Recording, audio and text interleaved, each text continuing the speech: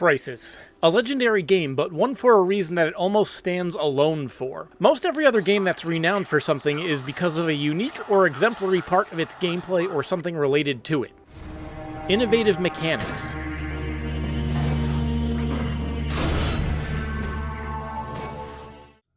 Held off enemy forces on the ground until... Compelling narratives. He's the only reason Elysium is still standing. Providing a satisfying challenge for the player to overcome.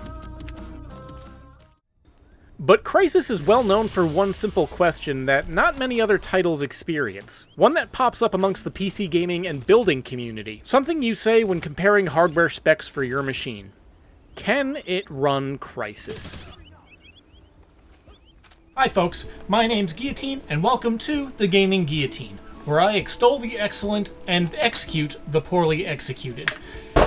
And today I wanted to take a look at Crysis, not only to review the game in and of itself, but to look at it for its legendary status as a metric amongst the PC building and gaming community. Released in 2007, Crysis puts you in the cybernetic supersuit of an independent peacekeeping organization tasked with dropping behind enemy lines in hostile Korean territory to receive a status update and effect an extraction for a team of archaeologists who were investigating ancient ruins and relics in the area. Upon arrival, it becomes clear very quickly that the Korean foot soldiers are no longer the predominant threat. Moving from objective to objective, you eventually learn that the archaeologists stumbled across ancient aliens and their associated structures that were buried in the earth for centuries, if not millennia. The Koreans relay their plans to harness the alien power, but as with every sci-fi action trope that treads similar ground, these creatures are not something to harness. After a few more instances of combat and learning the aliens excel at the deployment of air conditioning, we eventually evacuate and the superiors decide nuking the aliens is the most level-headed option, much to the objection of the scientist and archaeologist we saved. Surprise, surprise, the aliens absorb all forms of energy and begin their final onslaught, prompting the final climactic battle on the deck of an aircraft carrier.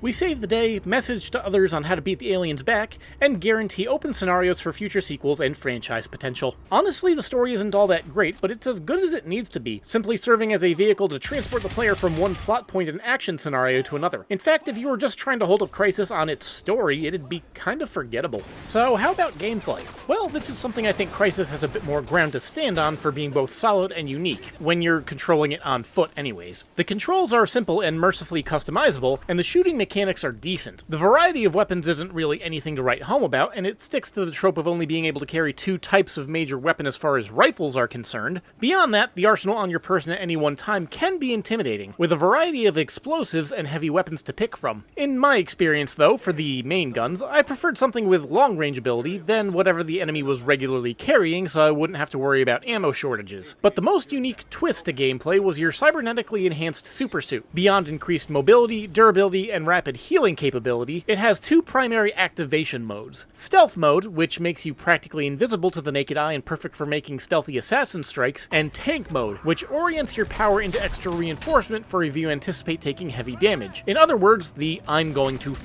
this up mode. While I didn't use the tank mode much, I found myself very much enamored with being able to swap on and off into the stealth mode, turning the local greenery into a Batman Arkham Asylum style strike and hide arena, except without the moral hang-ups for my targets. Speaking of which, the AI isn't anything to write home about either, although the destructible environments and structures do jazz up their interactions just enough to make it so you can't zone out. That only applies to the human enemies though. After a little over halfway into the game, and after defeating the main human boss, you encounter an alien structure, and this is where Crysis really tries to mechanically distinguish itself further. Most of your time there is spent navigating a zero-gravity environment, as you learn your suit has minor propulsion abilities. Unfortunately, these segments, while a bit of a visual and tonal spectacle, were more of a nuisance from the gameplay perspective. Most of your movements are slow and lumbering, and when you do enter a combat area, the fact enemies can now come at you from literally any direction means that the most effective strategy is for you to put your back into a corner and wait for an alien to charge you. Eventually, though, you make your way back outside onto terra firma. It's in one of the segments immediately following the escape from the alien structures that you're given what I'd argue is the most fun gun in the game. I never learned what it's named, so I just called it the Ice Blaster. Anyway, a few checkpoint-to-checkpoint objectives later, we're gifted with the worst controlling segment of the game, the airship piloting and combat section. Up until now, I've not really said anything about vehicle combat, which occasionally pops up as primarily optional throughout the game. The tank section I thought was fairly well done, but most other land vehicles are serviceable at best, and serve a better purpose of just getting somewhere faster. The airship, though, holy crap. The feel for the control of the ship gives the impression of a drunk person trying to manage a marble maze game. I got stuck in a reload loop after I kept getting caught in a tornado in the level where I felt like the projectile of a tetherball set, except the ball was tied to a bungee cord and then they expect you to enter dogfights in this monstrosity. I don't exaggerate when I say that if I wasn't streaming the final segments of the game, I would likely never have completed the campaign due to how much I genuinely hated this section. Look the way I'm telling you I hate this game so much. Mercifully, after this, it's just about an hour of story before the final boss, which ends with the formula of wait to use a special weapon in a narrow window while getting mobbed by regular foes. You defeat the boss, credits roll, next game. So reviewing all that, how does Crysis hold up mechanically? It's fine, I guess.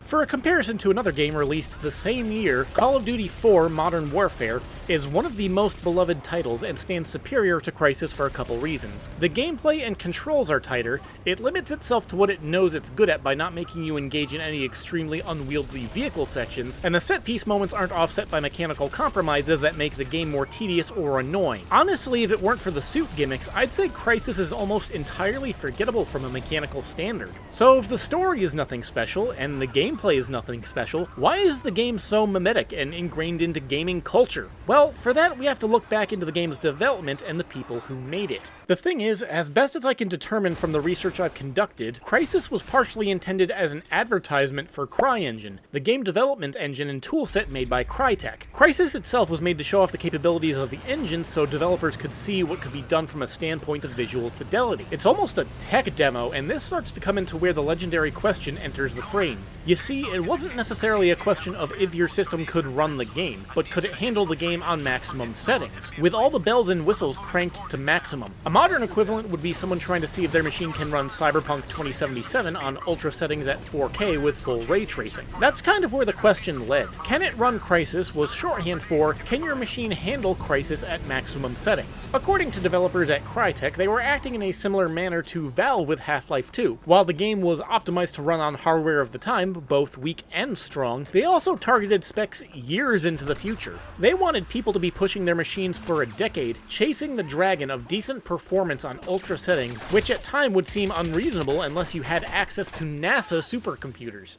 Over time, though, the simple wording of this question has become interpreted a little more literally, giving the impression that Crysis is this legendarily demanding game. However, when you break elements down into a more basic format, this perspective makes no sense. Let's take the perspective of your average video game developer. They spend millions of dollars to make a game, and in order to make that game successful so they can continue to have a job so they can make more games, why would they explicitly target a degree of hardware the average consumer can't achieve? What explicit benefit is there for someone to make a game that only targets the most demanding settings? It's basic economics. Making a game that is playable by more machines means that you then have more customers that you can sell your game to. Looking at a practical example of the opposite of this, Indiana Jones and the Great Circle, by mandating ray tracing on PC, has limited its prospects for people that would be able to play it. People who either run and enjoy slightly older hardware or who operate on extremely tight budgets. Why do you think esports titles are continually being optimized? They want as many players as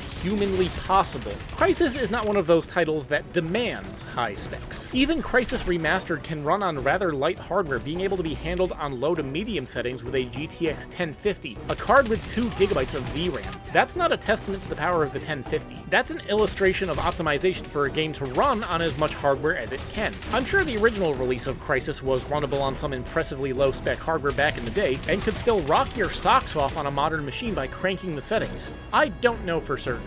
I did actually track down an original physical copy of Crysis along with buying a digital copy on GOG. Unfortunately, I couldn't get either one running. The way they were made meant something just didn't want to play nice on modern hardware. That sucks too. I wanted to see how bleeding edge settings on the Quad SLI build looked. Alas, it wouldn't launch and Crysis Remastered only used 2 cards. Actually, of a brief side note, Crysis was one of the stupidest displays of SLI in action that I've ever seen so far. As I said before, it only ran on 2 cards, but the cards it would pick to run on were completely random, and if the cards it picked weren't in adjacent PCIe slots, the game became game extremely unstable from a visual standpoint. Just another weird result during the year of tribute to SLI. Anyway, let's wind up for the day. While Crysis in and of itself might be a rather mediocre game when you play it, because of the intention of development and the reputation on max settings, it's become a staple in gaming culture. Regardless of how the meaning of the question is taken, can it run Crysis is just something that's frequently asked whenever discussions of hardware ability come up. Having now played the game, it's far from the worst title I've ever played,